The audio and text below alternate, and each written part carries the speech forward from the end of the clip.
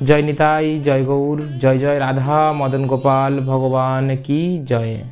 आसुन आज के आमरा आस्वादन करब আমলকি एकादशी व्रतेर माहात्म्य।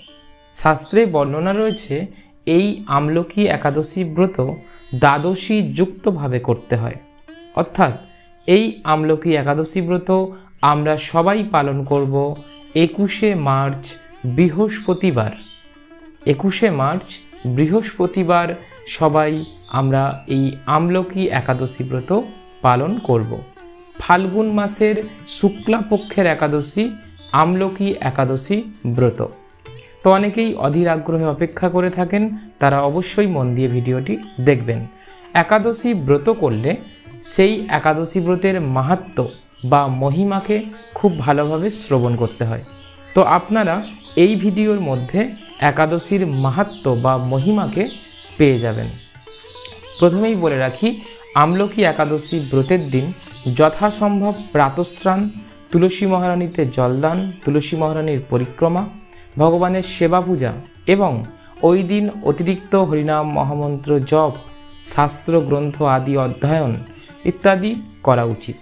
एवं विशेष करे बला भालो এই दिन আমলকি फल अर्थात আমলকি বৃক্ষের যে फल সেই फल भगवानके আপনি निवेदन करते पारेन, সেটি অনেক বেশি শুভ হয়। কারণ এই আমলকি বৃক্ষকে এক দিব্য বৃক্ষ বলা হচ্ছে, মাহাত্ম্যেই বর্ণনা রয়েছে। তো যাই হোক, এইভাবে একাদশী ব্রত পালন করবেন। একাদশী ব্রত পালনের নিয়ম কম বেশি প্রত্যেকেই জানি। এইবার একাদশী ব্রত পালন করার পর তার পরের দিন অর্থাৎ শুক্রবার সঠিক সময়ে পালন করতে হবে। পালন সঠিক সময়ে করাটা খুব জরুরি। শুক্রবারে যারা ভারতবর্ষ থেকে শুনছেন তারা পালন করবেন ঠিক 5টা 47 মিনিটের মধ্যে। সূর্যোদয়ের পর থেকে 5টা 47 মিনিট, খুব কম সময়, কিন্তু মন দিয়ে শুনবেন। 5টা 47 মিনিটের মধ্যে পালন করবেন যারা ভারতবর্ষ থেকে শুনছেন। আর যারা বাংলাদেশ থেকে শুনছেন তারা পালন করবেন 6টা 17 মিনিটের মধ্যে সকাল সূর্যোদয়ের পর থেকে। তো সঠিক সময় সবাই পালন করবেন। আসুন আর কথা না বাড়িয়ে আমরা একাদশী মাহাত্ম্য শ্রবণ করি। চ্যানেলে নতুন হলে চ্যানেলটি সাবস্ক্রাইব করবেন এবং প্রিয়জনের মাঝে ভিডিওটি শেয়ার করবেন। আগামী 24 মার্চ রবিবার সবাই সন্ধ্যা 6টার সময় ইউটিউব লাইভে যুক্ত থাকবেন। ওই দিন গৌর আবির্ভাব কথা মহোৎসব লাইভ অনুষ্ঠান হবে এবং সেই অনুষ্ঠানটি হবে হাড়োয়া থেকে, যা সরাসরি লাইভ টেলিকাস্ট আপনারা ইউটিউবে শুনতে পারবেন। আসুন আমরা মাহাত্ম্য শ্রবণ করি। যুধিষ্ঠির বললেন, হে কৃষ্ণ, মহাফলদাতা বিজয়া একাদশীর কথা শুনলাম। এখন ফাল্গুন মাসের শুক্লপক্ষের একাদশী যে নামে বিখ্যাত তা বর্ণনা করুন। শ্রীকৃষ্ণ বললেন, হে মহাভাগ যুধিষ্ঠির, মান্ধাত্তার প্রশ্নের উত্তরে মহাত্মা বশিষ্ঠ এই একাদশীর মহিমা কীর্তন করেছিলেন। আপনার কাছে এখন আমি সেই কথা বলছি। এই একাদশীর নাম আমলকি। বিষ্ণুলোক প্রদানকারী রূপে এই একাদশী বিশেষভাবে মহিমান্বিত। একাদশীর দিন আমলকি বৃক্ষের তলে রাত্রি জাগরণ করলে সহস্র গাভীদানের ফল লাভ হয়। হে পাণ্ডুনন্দন, পূর্বে ব্রহ্মার রাত্রিতে দৈনন্দিন প্রলয় উপস্থিত হলে স্থাবর জঙ্গম সহ দেবতা, অসুর ও রাক্ষস সব কিছুর বিনাশ হয়। তখন ভগবান সেই কারণ সমুদ্রে অবস্থান করেন। তার মুখপদ্ম থেকে চন্দ্রবর্ণের এক বিন্দু জল ভূমিতে পড়ে। সেই জলবিন্দু থেকে একটি বিশাল আমলকি বৃক্ষ উৎপন্ন হয়। এই বৃক্ষের স্মরণমাত্র গোদানের ফল, দর্শনে তাহার দ্বিগুণ এবং এর ফল ভক্ষণে 3 গুণ ফল লাভ হয়। এই বৃক্ষে ব্রহ্মা, বিষ্ণু আর মহেশ্বর সর্বদা অবস্থান করেন। এর প্রতিটি শাখা প্রশাখা ও পাতায় ঋষি, দেবতা ও প্রজাপতিগণ বাস করেন। এই বৃক্ষকে সমস্ত বৃক্ষের আদি বলা হয় এবং তা পরম বৈষ্ণব রূপে বিখ্যাত। অতএব এই শ্রেষ্ঠ ব্রত সকলেরই পালনীয়। এখন এই ব্রতের একটি অদ্ভুত ইতিহাস আপনার কাছে বর্ণনা করছি। প্রাচীনকালে বৈদিশ নামে এক প্রসিদ্ধ নগর ছিল। এই নগরে চৈত্ররথ নামে এক রাজা রাজত্ব করতেন। চন্দ্রবংশীয় পার্শ্ববিন্দুক রাজার পুত্ররূপে তিনি জন্মগ্রহণ করেন। তিনি অত্যন্ত শক্তিমান ও ঐশ্বর্যশালী ছিলেন। শাস্ত্র জ্ঞানেও তিনি ছিলেন সুনিপুণ। তার রাজ্যের সর্বত্রই মনোরম আনন্দপূর্ণ এক দিব্য পরিবেশ লক্ষ্য করা যেত। প্রজারা ছিলেন বিষ্ণু ভক্তিপরায়ণ। সকলেই একাদশী ব্রত পালন করতেন। তার রাজ্যে কোনো অভাব অমঙ্গল ছিল না। এইভাবে প্রজাদের নিয়ে রাজা চৈত্ররথ সুখে দিনযাপন করতে থাকেন। একসময় ফাল্গুনী শুক্লপক্ষের দ্বাদশী যুক্তা আমলকি একাদশী তিথি সমাগত হওয়ায় রাজ্যের সকলেই এই ব্রত পালনের সংকল্প করলেন। ওই দিন প্রাতঃস্নানের পর প্রজাদের নিয়ে রাজা ভগবান শ্রী বিষ্ণুর মন্দিরে যান। সেখানে সুবাসিত জলপূর্ণ কলস, ছত্র, বস্ত্র, পাদুকা, পঞ্চরত্ন ইত্যাদি দিয়ে সাজিয়ে স্থাপন করেন।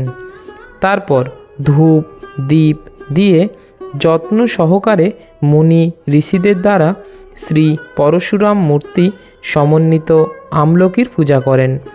হে পরশুরাম, হে রেণুকার সুখবর্ধক, হে ধাত্রী, হে পাপ বিনাশিনী আমলকি, তোমাকে প্রণাম। আমার অর্ঘ্যজল গ্রহণ করো। এইভাবে দিনে যথাবিধি পূজা, স্তবস্তুতি, নৃত্যগীত করে রাজা ভক্তিভরে সেই বিষ্ণু মন্দিরে রাত্রি জাগরণ করতে লাগলেন। এমন সময় দৈবযোগে একটি ব্যাত সেখানে উপস্থিত হয়। পূজার সামগ্রী সহ বহু ব্যক্তিকে একত্রে রাত্রি জাগরণ করতে দেখে সে কৌতূহলাক্রান্ত হলেন। সে ভাবল, এসব কি ব্যাপার। বিষ্ণু মন্দিরে প্রবেশ করে সে বসে পড়ল। কলসের উপরে স্থাপিত বিষ্ণু মূর্তি দর্শন করল। ভগবান বিষ্ণু এবং একাদশীর মাহাত্ম্য সে মনোযোগ দিয়ে শুনল। সারাদিন ওই ব্যাত কিছুই আহার করেনি। এইভাবে ক্ষুধায় কাতর হয়ে সেখানে সে রাত্রি জাগরণ করল। পরদিন প্রজাসহ রাজা নগরের দিকে যাত্রা করলেন। সেই ব্যাধও তার গৃহে ফিরে গেল। এরপর এক সময় ব্যাধের মৃত্যু হলো। একাদশীতে রাত্রি জাগরণ ব্রত প্রভাবে সেই ব্যাধ পরবর্তী জন্মে এক রাজ্যের অধীশ্বর রূপে নিযুক্ত হলো। জয়ন্তী নামে এক নগর ছিল। সেখানে বিদুরথ নামে এক রাজা বাস করতেন। ওই ব্যাধ বিদুরথ রাজার মহাবলীপুত্র রূপে জন্মগ্রহণ করেন। তার নাম হয় পশুরথ। 1,00,000 গ্রামের আধিপত্য তিনি লাভ করলেন।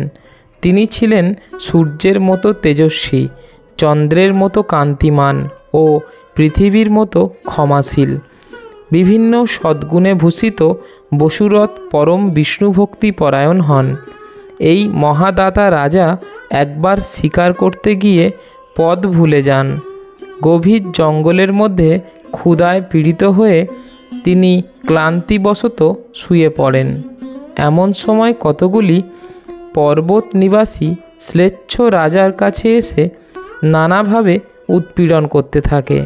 রাজাকে তাদের শত্রু মনে করে তারা তাকে হত্যা করতে চেষ্টা করে। পূর্বে এই রাজা আমাদের পিতা, মাতা, পুত্র, পৌত্র সবাইকে মেরে ফেলেছে, আমাদের গৃহ ছাড়া করেছে। এইরকম বলতে বলতে শ্লেচ্ছরা রাজাকে হত্যা করতে উদ্যত হয়। তারা বিভিন্ন অস্ত্রশস্ত্রে তাকে আঘাত করতে থাকে, কিন্তু আশ্চর্যের বিষয় তাদের সকল প্রচেষ্টা ব্যর্থ হয়। রাজার কোনো ক্ষতি তারা সাধন করতে পারেনি। তখন রাজার শরীর থেকে নানা অলঙ্কারে বিভূষিতা এক পরমা সুন্দরী স্ত্রী মূর্তি আবির্ভূতা হন। মহাশক্তিধারিণী ওই নারী অল্প সময়ের মধ্যেই সকল পাপী শ্লেচ্ছকে নিধন করল। রাজার নিদ্রা ভঙ্গ হল। এই ভয়ানক হত্যাকাণ্ড দেখে রাজা অত্যন্ত বিস্মিত হলেন। তিনি বলতে লাগলেন, আহা, আমার শত্রুদের হত্যা করে কে আমার প্রাণ রক্ষা করল? এমন কৃপালু কে আছে? আমি তার প্রতি আমার কৃতজ্ঞতা প্রকাশ করছি। এমন সময়ে দৈববাণী হলো, ভগবান কেশব ব্যতীত শরণাগতকে রক্ষা করবার আর কে আছে? তিনিই শরণাগত পালক। দৈববাণী শুনে তিনি ভক্তিযুক্ত চিত্তে গৃহে ফিরে এলেন। তারপর প্রজাসহ মহা সুখে ইন্দ্রের মতো নিষ্কণ্টক রাজ্য ভোগ করতে লাগলেন। বশিষ্ঠ বললেন, হে রাজন, যে মানুষ এই পরম উত্তম আমলকি একাদশী ব্রত পালন করেন তিনি নিঃসন্দেহে বিষ্ণুলোক প্রাপ্ত হন। জয় জয় রাধা মদন গোপাল ভগবান কি জয়। নিতাই জয় গৌর। আসুন সবাই একাদশী ব্রত পালন করি। যারা চ্যানেলে নতুন তারা অবশ্যই চ্যানেলটি সাবস্ক্রাইব করবেন এবং যারা চ্যানেলে অলরেডি রয়েছেন তারা অবশ্যই ভিডিওটি প্রিয়জনদের মাঝে শেয়ার করবেন।